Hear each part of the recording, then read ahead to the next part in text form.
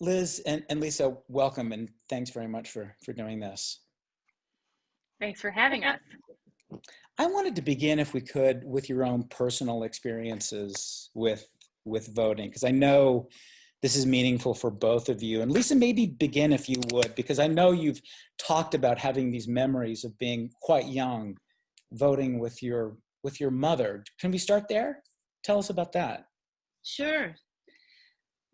Doug, it's weird those kind of, I think those moments, like in the Madeleine moment, in Proust, like a memory that unleashes a torrent of visceral and emotional and pictorial, just everything combusting.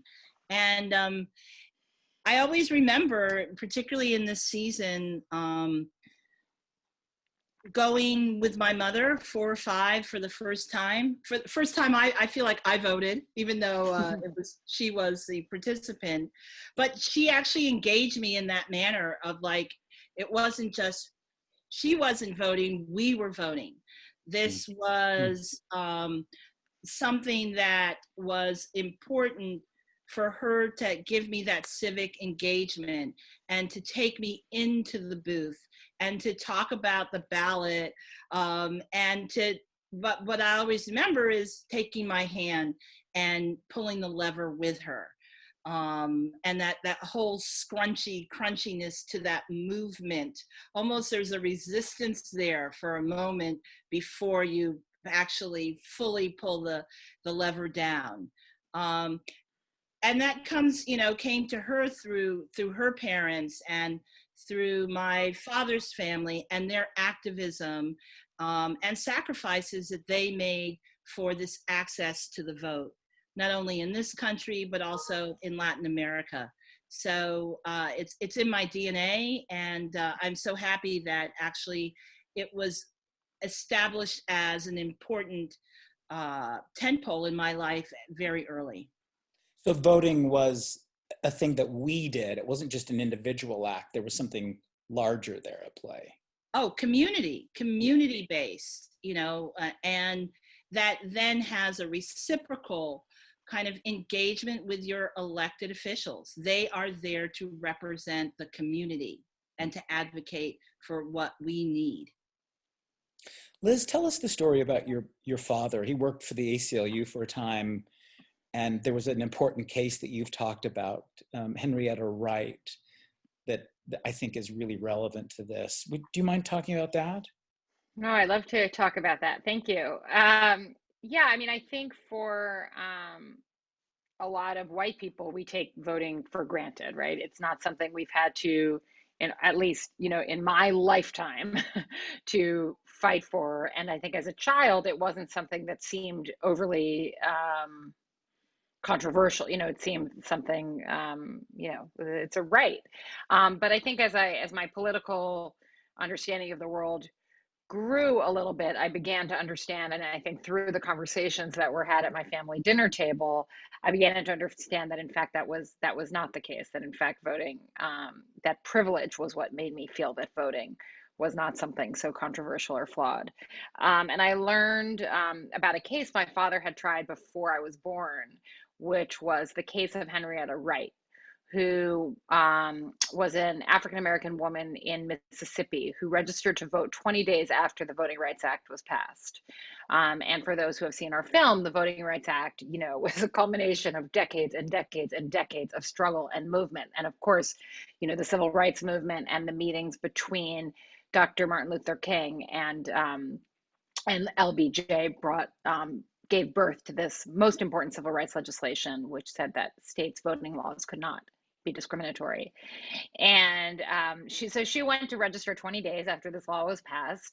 And when she showed up at the polls, she was wearing a black power button. And she got into her car and drove the 10-minute drive back to the diner where she and her husband lived and worked. They lived behind the diner. And as she opens the door to her car, before she can even make it inside the building, Sheriff Carr pulls up and he tells her she's under arrest. For what? Well, he says she's gone through a stop sign. And she says, I've driven this route hundreds of times. There's no stop sign. I didn't do it. So then she is thrown down, beaten down, accused of resisting arrest, and jailed. Over the course of that night, she's beaten, brutalized, and the next morning is sent to a mental institution. So, while the promise of voting was teased in the Voting Rights Act, of course, there was much, much work to do. And I have to say, when I hear tales today of Trump talking about, having people, his people, the army watch the polls, it makes me think about Henrietta Wright. And it makes me think about the use of intimidation. And of course, in Henrietta's case, violence, to keep people from casting their ballots. One of the important, as people know, having seen the film now, one of the important elements is this history that, and Lisa, one of the things you've talked about is Stacey Abrams had told you both that this is not about her, that there's a bigger, larger story here. I think, Lisa, you said that Stacey is the spine for the story, but it's about something larger. Would you both talk a little bit about the historical arc that is in this film and how important that is to telling the story? Well, what we see with Stacey Abrams' personal and political history is, as a storytelling device, allows us to access our long, complicated American history. As is said in the film, you can't understand what happened in Georgia in 2018 without understanding the past. The past is truly prologue to this current moment that we find ourselves in. And in our film, as people see, from the inception of our country, there has been a great inequity about who we, the people, are, as noted in the preamble, and who has access and the power that comes with the vote. And through time, there has been great promise, the promise of Reconstruction, Black senators and governors, and economic growth for everyone. And then the retrenchment, the rise of the Ku Klux Klan, literacy tests, poll taxes, and then surging ahead, the promise again that comes with the Voting Rights Act of 1965. And then the retrenchment, this push-pull that happens in 2013 with the gutting of that occurs with Shelby v. Holder. And so Stacey's story also intersects that of the rise of a poor Black woman from the South, her access to this process of engagement on a civic level, and then, of course, the pushback in 2018 with the gubernatorial run, but then I think rising like the phoenix with Fear Fight and the tremendous work that they are doing to ensure that those Black, brown, young, indigenous folks have a fair and equal access to the ballot. Let's talk a little bit more about that history part. That push-pull thing that Lisa's saying is, I think, something I wanted to really underscore, because what's so interesting about the film, and I have to say, it hadn't quite occurred to me that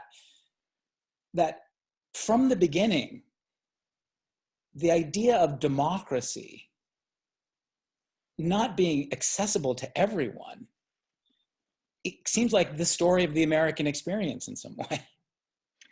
Yeah, that's right. I mean, I think that if anybody kind of reminisces about a time where, there was fulsome access to the ballot, it's a fantasy.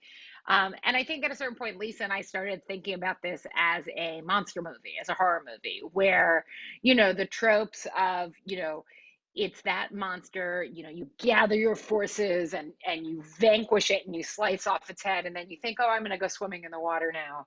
You swim for a little bit.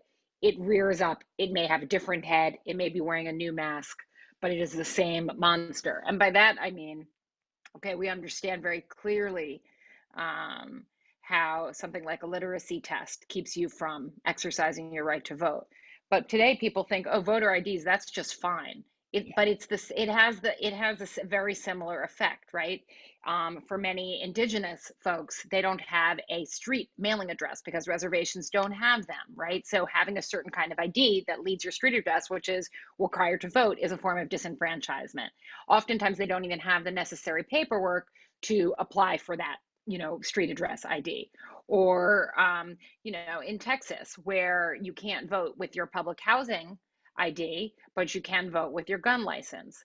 So, it is that same monster, which is keeping people overcomplicating their access to the polls, which can discourage people, and of course keep many people away, because I think in Texas it was found that at least 10% of the population did not have the necessary IDs. So it's that same monster, and whether it's a billy club or a bureaucratic idea that some people say, well, what's wrong with this? It has the same effect, and its in fact intent is the same. It's about power trying to hold on to itself. And this is happening, of course, in the wake of our first Black president. This is happening with folks facing, with a lot of those in power facing the reality that this is going to be a majority minority country. But instead of expanding their message to reflect and include this, changing America, or at least, and this current day America, they restrict access to democracy, which so that they can get, through policies which really aren't incredibly popular. Yeah. But, just to add on the Stacey Abrams beat, lest we feel no hope, we look at the generational story in the family of Stacey Abrams. We look at her grandmother being terrified to exercise that right after the ballot box. I mean, after the Voting Rights Act is passed. And of course, she's right. I mean, look at the story of Henrietta Wright that we talked about. Yeah. And then you look at her granddaughter, who hasn't just never missed an election, but is the first Black woman on a major Party ticket for running for governor. So, we have a ways to go, but Stacey's story is ultimately hopeful, and it's why we should all turn out and keep pushing. Stacey Abrams says in the film that the U.S. is the only country that requires its vote, only, sort of industrial Western democracy, democracy that requires its voters to jump through hoops. And I think, Liz, what you were saying before maybe was the answer to it. That I guess the question is why? Like, why is that? Is it Ari Berman says, you just said, Lisa, you've talked about this too, that it's about power. There's also racism. Like, why? Why do we require people to jump through hoops? Do you think you understand that in a deeper way now? Not in a deeper way. I mean, the systemic racism is something I've been contending with from day one, and creating work and activations that address this. I think, though, it's the insidiousness of it, and how it gets masked and how it morphs through time is always what is most alarming. And so the marriage of racism and power is one that we're all unfortunately keenly aware of. They are in lockstep together. Yeah, and just to echo that, I mean, for those who say, well, who would like to deny this rally, it's really, when you look at the history, it's really undeniable, right? I mean, the after the freeing of the slaves and the inclusion of Black voters in our democracy, and seeing governors and senators being elected, Black governors and senators being elected, there's immediately this clampdown. There's immediately new laws put in place to disenfranchise. So, I mean, there's no way to really look at the history of voting without acknowledging the systemic racism and the legacy of slavery in this country. So, it is, pretty clear once you scratch the surface. So let's talk about how you started thinking about this film, how it happened. Somebody approached you, as I understand it, from, or maybe it was Stacey Abrams herself approached you about this, and talk a little bit about the origins of making this film. Yeah, the origins are basically that through her representatives, we got a call one day that Stacey Abrams was coming to New York and was going to be taking some meetings with filmmakers to discuss a film about voting. And the assistant who passed along the message, I was just like, wait, what? Is this kind of joke? It was like so exciting. And I had actually, since the 2016 election, been thinking about such a topic, but hadn't yet settled on, what is the right way to tell it? And Yeah. I guess because I hadn't had that, epiphany, I wasn't doing anything about it. And, the call from Stacey Abrams changed all of that. So I met with her. We talked a lot about, my historical interest in the subject, and happily she, decided to move forward with us. Lisa Cortes was my first call. She went to meet Stacey, and they all hit it off too. So that's how it all began. What was the conversation like, Lisa, with Stacey? How was she envisioning something like this? Did she say, here's my story, I have this agenda, I want you to do this, or this is a collaboration? Like, what were those early conversations like? What I always remember in meeting with Stacey is her love of history, of her providing like extensive background and context for how did we get to this crazy moment. And in particular, her talking about the architecture of voter suppression. Who gets to vote? Can your vote, can you access, and can your vote be counted? And I think that conversation then triggered a lot of my own personal history, but also my knowledge and love of American history, where the places where great progress has occurred, but also great places of disappointment. Liz and Lisa will both talk about this. Now you have a partner. How do you approach that partnership? You're filmmakers, so on some level you're journalists. You're sort of dispassionate, or want to be, when you approach a film. But there's also the activist element in you, wanting to engage in it. Like, how did you approach that as you were talking with Stacey about who's in control and what the partnership's going to be like? One of the things, Liz, you've mentioned is having a kind of, I think you've described it as a spidey sense about the partners who are going to interfere in the process and be really good creative partners. So if you don't mind, talk a little bit about that part. Yeah, I guess I shouldn't boast about that spidey sense of it. It'll let me down one day. But it didn't with Stacey. I mean, how do we approach it? I mean, first of all, that was the question that had many parts to it. We are not journalists in the traditional sense, right? Like, we are not, in a strict sense, we are not out there to collect data and sort of write it up and present it. We are much more, I think documentary filmmakers are much more akin to essayists or opinion. I mean, I think there is a lot of documentaries, of course, which foreground even the filmmaker's opinion in a form of voiceover, like a Michael Moore film. But even when they don't do that overtly, documentaries are arguments, I think, quite often. Now, of course, there's news documentaries. I think that's a slightly different genre than what Lisa and I engage in. So having an argument is not something we try to shy away from. The argument is based in fact, and the argument is truthful and meaningful, but yet it's still an argument.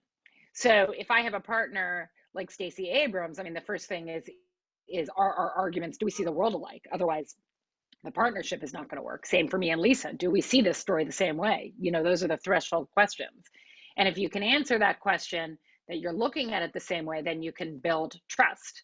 And I think once Stacey understood Lisa and my point of view, she really, which was very quick for her to understand it, pretty quick, pretty quick person, thinker. She gave, she kind of went about her business. She had a lot of other things to do. So Yeah. I think that, Lisa and I, we would sometimes clamor to get her to pay attention to us. Can you ping Ari Berman for us so he'll get back to us, or something like this. Yeah. But in general, Lisa and I were making films, making the film, ourselves, and then when we shared the rough cut with Stacey, our biggest concern was really about, how much of her personally was in the film, because as Lisa mentioned, it was not, her intention was not for it to be the Stacey Abrams show, but I think she fully grasped that her story was being used as in service of the larger one. So, Lisa, what about you on that point? What was wonderful about our collaboration with Stacey is her trust in us as filmmakers, and understanding when she needed to put a producer hat on to support the process. And she, as Liz mentioned, would help us if there were people who we felt were important to the storytelling that she had relationships with. She was quite generous in enabling our access, which I think has, really has made for the richness of the range of people that we were able to interview. I want to come back to an historical part of the story that you tell in the film, and I think it's Eric Foner who mentions that there was a time when, like at the beginning, as you guys say, it wasn't actually democracy, at least in terms of those who were able to exercise a franchise to vote.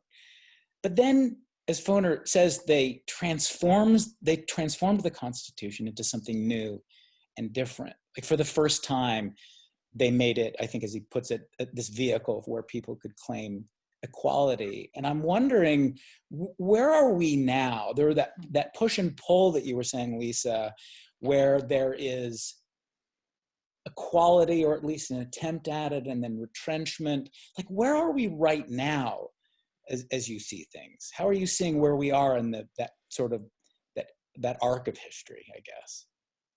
Well, Foner first talks about the 15th Amendment, which extends the franchise to African-American men. We then see, can fast forward to the 19th Amendment with suffrage for women, but really not encompassing African-American women. And then, we're kind of fast forwarding through history to this moment now. And what I see more that actually heartens me is a great engagement with the process and awareness of individuals, like I feel it's unprecedented, about the importance of voting early. We're seeing record numbers. And that speaks to people realizing that there have been historical obstructions, but we have created for the film a really dynamic social impact campaign and website, allinforvoting.com. And the traffic we're seeing there of people figuring out what to do, how to register, how to get engaged is really phenomenal. And that's one of many resources that are out there for voters, which speaks to that this passiveness that one might have characterized certain groups as having in the past has the tide has shifted, the energy has shifted. And so in this time of reckoning in our country, there's an understanding that this engagement is important, not only just for the president, but also for down ballot candidates and issues. I think. Yeah, go ahead, Liz, please. Just to add to that, the concern is, of course, the courts, right? And we don't have a federal election system, right? We have 50 different um, 50 different systems, right? Which makes it confusing for voters, but also, means that judges appointed to various districts have an enormous amount of power. I think a decentralized voting system in this moment is a blessing, given our concerns about, corruption at the federal level. But at the same time, it also means that laws which just do not pass the smell test can get upheld by judges who have been appointed by their political allies. I mean, for instance, in Texas, Governor Abbott, we're in the middle of a global pandemic, and why, we should be making it easier for people to vote. So we talk about, and so there's postal service problems. Oh, what's the solution? Well, ballot box, drop boxes, where it's going to go directly to the office. You don't have to go through the post office. Well, Governor Abbott wants to limit them. The state, various Democratic groups in the state want to expand access ballot boxes so people don't have to drive 45 minutes, 2 hours to drop off their ballot. So you see battles like this, which just really, cuts the leg off of any argument that, that these voting restrictions are really about preventing fraud. No, they're about making it harder for people to vote, and people who are poor have less time, and, and the amount of time it takes to get to a ballot box, et cetera, should not cost you a half day of work. Yeah. So while I'm optimistic, as Lisa says, about the level of engagement, the turnout we're seeing right now, places like Georgia being in play, a lot of that thanks to the work of Fair Fight and Stacey Abrams, and of course many other factors.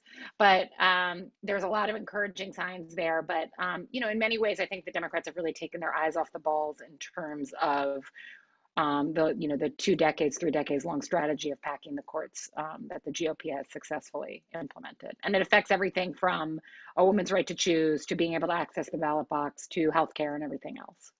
You must have both been paying a lot of attention, or some attention anyway, to the Amy Coney Barrett confirmation hearings, because an important part of the story, of course, is, as Ari Berman mentions, and as Carol Anderson mentions, John Roberts really having it out for the Voting Rights Act, his relationship with William Rehnquist. So it seems like everything sort of comes back to this idea of voting rights. Yeah, sure. Lisa, do you want to? In the spirit of a. You can't negate it from the wave and retrenchment.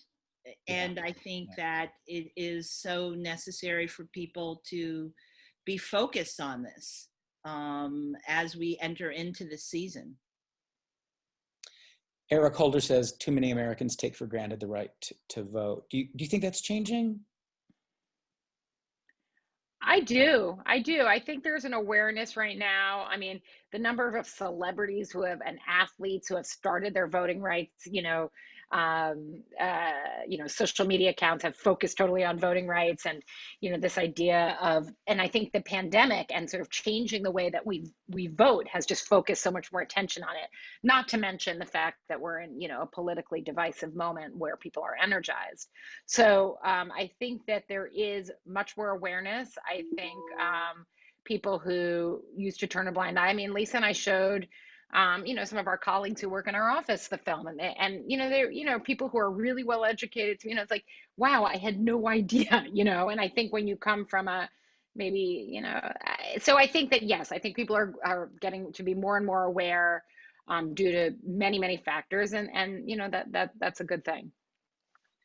I mean, when you jump on any of your apps, whether it's Lyft or Instagram, there's so much messaging about voting. In addition to the texts that I seem to be receiving, daily to support different candidates. I mean, there's and I don't think, as I talk to other friends, it's not just me. Everyone is noticing this trending up. The Lyft will take 50% off to get you to the polls. And there's many inflection points of this conversation. Let me ask you both finally, what are you expecting Election Day? Well, election day, I'm going to be working the polls. I volunteered to be a poll worker. Great. And I am not expecting to, have a result election night. I am not expecting to have a result the day after the election. I'm expecting, it to take a little while to count ballots. And I think that will show us that the process is working. I think if it's stopped prematurely, that will be an alarm. I'm expecting it to, not be that immediate gratification that many people have come to expect. Lisa, what about you? Same for me. I will be a poll worker, and really looking forward to seeing a rainbow of people showing out to exercise this most necessary and profound instrument of change, and leading us to, great democratic engagement. Well, Lisa Cortes and Liz Garbus, congratulations and thank you very much for doing this. Thank you, Doug. Thank you, Doug. Take care. Bye. Bye now.